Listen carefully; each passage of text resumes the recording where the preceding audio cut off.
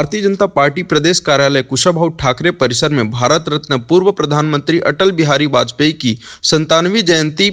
के अवसर पर दीप कमल पत्रिका के अटल स्मृति विशेषांक का विमोचन किया गया। इस मौके पर कार्यक्रम के मुख्य अतिथि राष्ट्रीय उपाध्यक्ष व पूर्व मुख्यमंत्री डॉक्टर रमन सिंह, कार्यक्रम की अध्यक्षता प्रदेश अध्यक्ष विष्णुदेव साय व विशिष्ट अतिथि नेता प्रतिपक्ष धर्मलाल कौशिक आदि मौजूद थे। इस मौके पर पूर्व मुख्यमंत्री डॉक्टर रमन सिंह ने कहा कि भारत रत्न पूर्व प्रधानमंत्री अटल बिहारी वाजपेयी की विनम्रता ही जीवन के वैचारिक विशालता के साथ हम सबको जोड़े रखा है। सरल, सहज और सर्वमान्य उनके व्यक्तित्व ने हम सबको राजनीति जीवन में प्रशिक्षित किया है। उन्होंने हमारे सपनों के छत्तीसगढ़ को गढ़ा है और छत्तीसगढ़ के समग्र विकास के लिए उनकी परिकल्पना हमें सदैव प्रेरित करती रहेगी। उन्होंने कहा कि प्रदेश में जब से कांग्रेस की सरकार सत्ता में आई है, अटल बिहारी के उद्देश्यों पर अंकुश लगाया है और राज्य का विकास भी थम गया है। इस सरकार को करारा जवाब देकर हमें अटल बिहारी के सपनों का छत्तीसगढ़ बनाना होगा। 25 दिसंबर को हम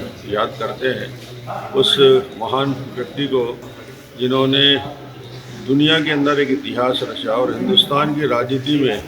पिछले 50-60 सालों में समान रूप से लोकप्रियता का ग्राफ जिसका लगातार बना हो, ऐसा राजनेता पैदा नहीं होते जैसे अटल जी ने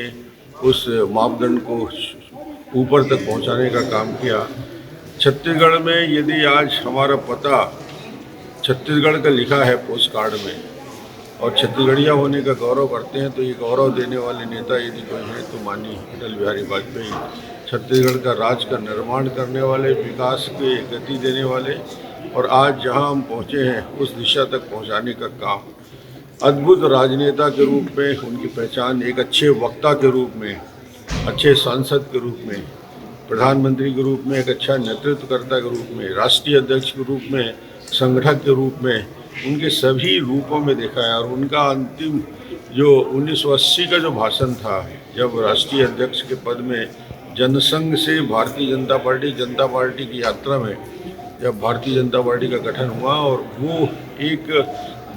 कैसे व्यक्ति दूरदृष्टि से काम करता है, कैसे भविष्य को जानता है, उनकी एक पंक्ति जो बॉम्बे के महाधिवेशन में हुआ था और उन्होंने कहा था कि सूरज निकलेगा, अंधेरा छटेगा, कमल खिलेगा। ये 1980 की भविष्यवाणी थी जो आज भारतीय जनता पार्टी जहां पहुंची है और उनके नेतृत्व में लगातार 3 बार वो प्रधानमंत्री बने, तो ऐसे महामना को आज याद करते हैं।